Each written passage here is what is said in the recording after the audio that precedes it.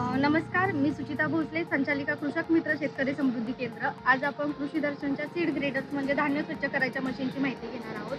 हे आहे 3 HP tyre model machine, जे की ट्रॅक्टरवरती वापरलं जातं, मोटरवरती वापरलं जातं, इंजिनवरती वापरलं जातं. ट्रॅक्टर म्हटलं तर 30 HPच्या आतल्या सर्व ट्रॅक्टरसाठी वापरलं जातं.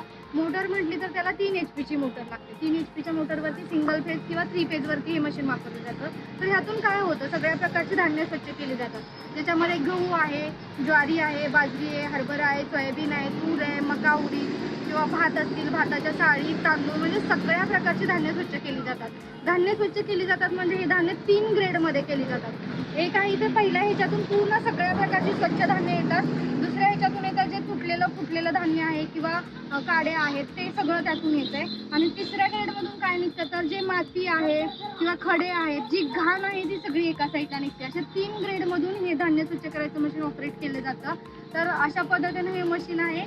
तर ज्यांना हवं आहे त्यांनी छोट्या ट्रॅक्टरसाठी हे घेऊ शकतात आणि मोटर मॉडेल पण घेऊ शकतात. थँक्यू.